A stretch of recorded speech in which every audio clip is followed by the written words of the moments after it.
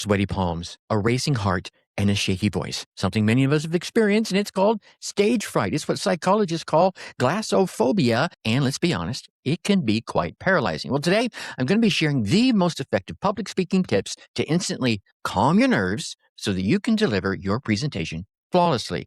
And let's step back for a moment. Let's talk about that moment when your name gets called to walk up onto the stage. Your hands start trembling. Your throat tightens. You can feel those butterflies fluttering around in your stomach. Here's what no one tells you. The person on a stage right now who looks completely composed, they're not. They're just better at lying about it. This is the gap between what an audience sees and what's actually happening inside a speaker's nervous system. And those TEDx coaches, the ones I'm talking about that charge like $5,000 to train corporate executives, they have built entire careers on teaching you and them how to widen that gap, but not how to eliminate the anxiety, just to hide it so well that you become invisible to the very thing that's supposed to be watching you suffer. Your Success DNA podcast. Your success is in your DNA. Now, let's be honest here. You've probably heard all the standard advice. Breathe deeply. Visualize success. Practice until your hands stop shaking. And let's be honest, all of it's true. But all of it's also incomplete because the coaches who actually get hired backstage at TED events know something you don't. Visible anxiety is not your problem. Your relationship with visible anxiety. That is the problem. Let's start with the physiology. When you stand in front of an audience, your amygdala, that threat detection center you've heard me talking about in the past few episodes, in your brain, it activates. Your sympathetic nervous system floods your body with cortisol as well as adrenaline. Your heart rate spikes. Your blood rushes to your large muscle groups and away from your extremities. That is why your hands are shaking. This is why your voice cracks. This is why you forget the second sentence of your carefully memorized opener. Clinically speaking, what's happening is performance anxiety response, a subtype of social anxiety disorder that we talked about in a previous episode. And this affects an estimated 75% of the population to some degree, be it high degree or low degree. Even Toastmaster veterans like myself, people who've logged hundreds of hours of deliberate practice on stage, still feel that exact same cascade. The traditional response, you're told, is to fight it. And you've tried it. Let's be honest. Go ahead. Raise your hand. Yeah, you've tried it. You've gripped the podium tighter. You've caffeinated less. You've done the breathing exercises back in the green room or off on the side behind the curtain while you're watching your reflection in the mirror. And sometimes it helps. Sometimes it doesn't. Because you're still operating under the assumption that anxiety is an enemy to be defeated rather than a signal to be translated, a signal to be checking out, right? Here's what the hidden layer looks like. The best public speakers, and I've seen lots of them, the one who move rooms, the ones who change minds, you know the ones I'm talking about, the ones that literally inspire people to act. They don't eliminate their psychological anxiety response. They reinterpret it. They stand backstage and they feel their heart racing. But instead of thinking, I'm scared, they're thinking, I'm excited. The physical sensations are identical. Your brain doesn't know the difference, but your story about the sensations, that story can change everything. This is called anxiety reappraisal, and we talked about this in a previous episode as well. It is not motivational nonsense. It's not woo-woo or it's not rah-rah. It's hard science. Harvard researcher Alison Wood Brooks spent years studying this exact mechanism and found that people who said, I'm excited, before a high-stakes performance significantly outperformed those who just tried to calm themselves down. Stanford researchers also tracked speakers for 3 years. The ones who reframed pre-speech anxiety as excitement showed a measurably better delivery, clearer thinking, and higher audience ratings. Not because they were less anxious, but because they stopped fighting the anxiety long enough to use it to their benefit. But here's something deeper happening beneath this reappraisal trick. And this is where the TEDx coaches kind of earn their retainer. They know that you're not actually afraid of the audience. You, my friend, are afraid of disconnection. You're afraid that the person that you are in your head, competent, articulate, full of insight, got messages to share, will not match the person that ends up standing on the stage. You're afraid of the gap between your internal experience and your external projection. And you're absolutely right to be afraid. Because guess what? I'm afraid to tell you, that gap is real. The coaches call this executive presence. But what they mean by it is this. You must become a character. But hold on. Don't push that skip button yet. I don't want you to become a fake character because you don't want to be a fake character. You want to become a more coherent version of yourself. The version that doesn't apologize for taking up the entire stage, for taking up space. The version that doesn't minimize themselves. The version that knows what it knows. Go ahead and do me a favor here sometime soon. Watch a TEDx speaker for 90 seconds, and you'll notice something very specific. They don't move randomly. They move with intention. They pause, uncomfortably long pauses for most people, especially newer speakers. They pause before answering questions. They touch their chest when they're talking about values. They point down when grounding an argument. None of this is natural. All of it is choreography. But it's not performative in a way that the word actually means. It's choreography in a way that a dancer's movements are choreographed to serve a story. Have you ever watched You Think You Can Dance or something like that, right? Those interpretive dances, they tell the story. Those choreographed movements of the speaker, they serve the story. It makes the invisible visible. And here's a second hidden layer for you. Your nervous system is literally wired to take cues from your body language. So when you stand with your shoulders back and your chest open, your brain interprets this as a position of power. Harvard psychologist Amy Cuddy's research showed that holding high power poses for just 2 minutes decreased cortisol by roughly 25% or so, and increased testosterone, which is why it doesn't just feel different. It chemically is different. That, my friends, is not woo-woo or positive thinking. That isn't fake it until you make it. That is endocrinology.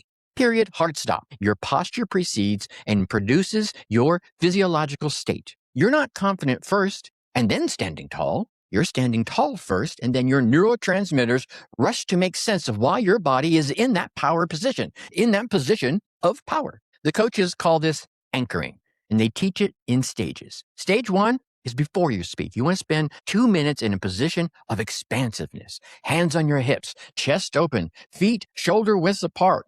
Your amygdala still fires. Adrenaline still floods. You're standing in this Superman type position, but your prefrontal cortex, the part of your brain responsible for rational thinking and impulse control, it gets just enough extra blood flow to stay online. You don't eliminate the anxiety response. You make it just slightly more manageable. Stage 2, your first 30 seconds on the stage matter disproportionately to anything else. Not because the audience is the most critical in those 30 seconds. They're actually the most forgiving in the beginning. But you are the most critical. Your nervous system is searching for evidence that you are safe. If you stumble in that first 30 seconds, you've just confirmed the fear you've been hiding in your head. Your amygdala locks down even harder. Your voice gets even tighter. Right? You're now spiraling downward into the gap between who you are and who you're trying to be. So the coaches teach you to stack the deck in your favor. Make that first sentence short. One sentence, no complex clauses, something that you could say in your sleep.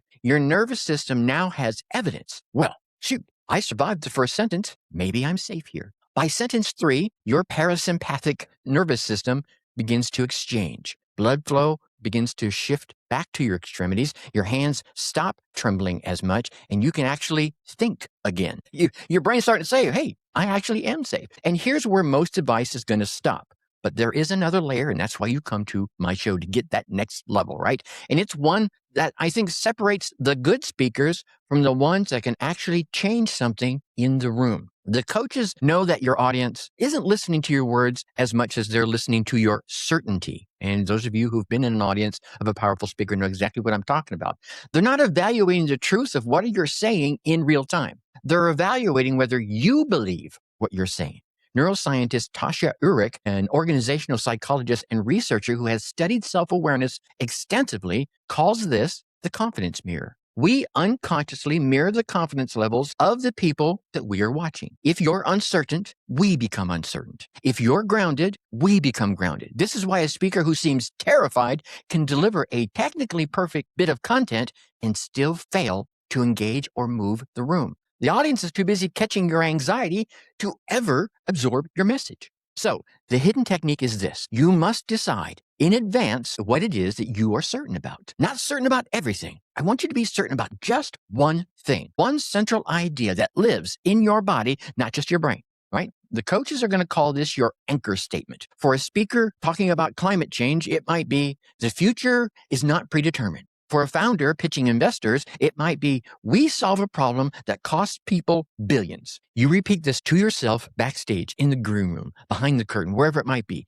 and you feel it in your chest. When you stand on that stage and your amygdala starts firing, you don't focus on your breathing or your hand position. You focus on your anchor. You let that certainty radiate out from you like the sun, okay? And here's the most uncomfortable part. The certainty does not have to be true, sorry to say. It has to feel true in your body. And the coaches know this, and that's why they teach it. They know that the most persuasive speakers aren't the ones with the best arguments. No, and you know that too. But they are the ones with the most coherent internal experience. They are the ones who have integrated their fear instead of just fighting it. There's a TED Talk coach in San Francisco who charges like, I don't know, if I remember correctly, $8,000 for a 3-hour session. In those 3 hours, she doesn't teach you breathing techniques. She makes you speak your core idea 47 times. Not until you're perfect, but until you believe it, until your voice stops wavering because your doubt no longer has anywhere to hide. By the end of the session,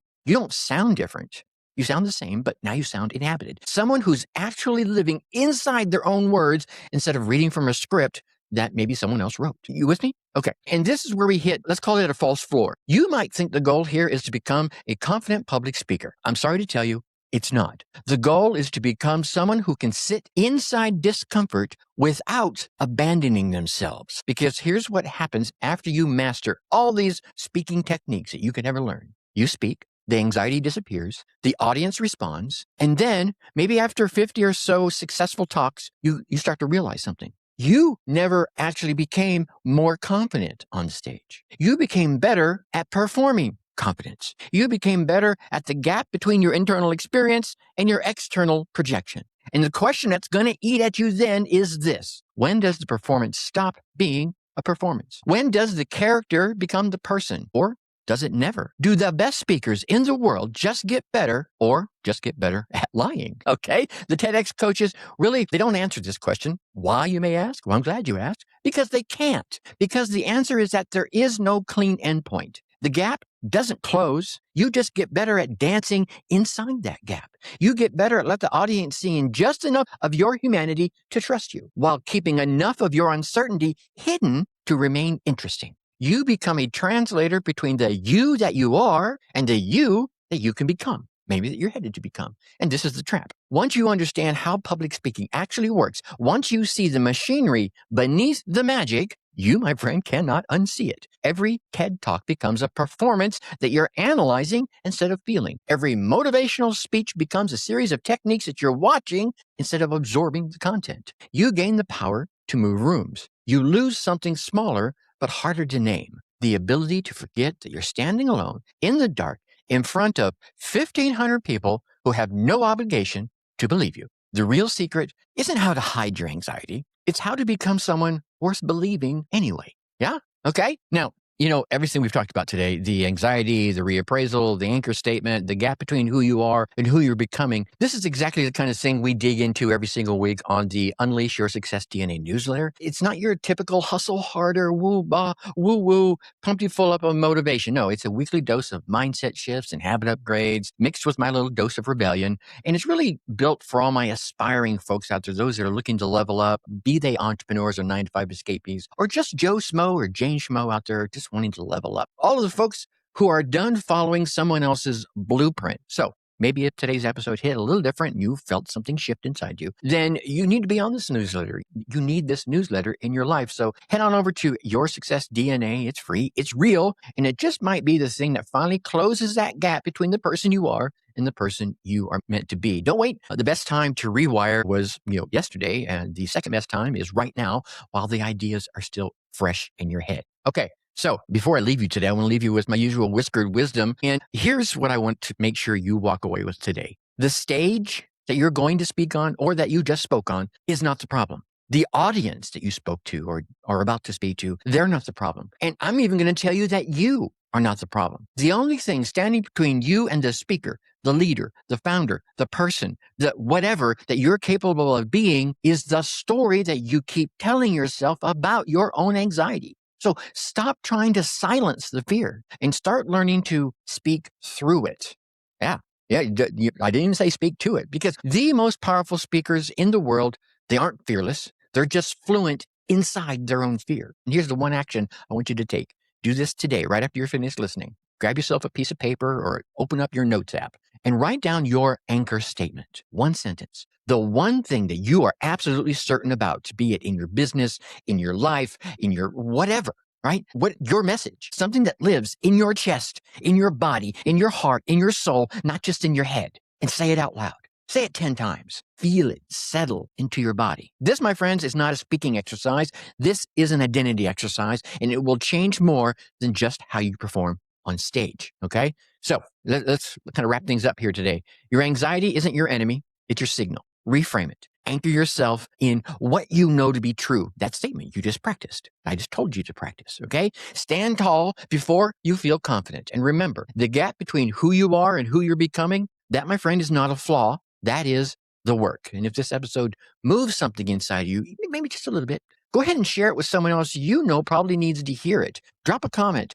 Tell me what your anchor statement is. I truly want to know, okay? And if you haven't already, go ahead and subscribe to Unleashing Your Success DNA newsletter at yoursuccessdna.com, because this conversation does not stop here. It continues on there, and it will continue again next week. Now go. Stop preparing. Stop rehearsing your excuses. Why? Because the room is waiting for you. Think successfully and take action. Your Success DNA podcast. Your success is in your DNA.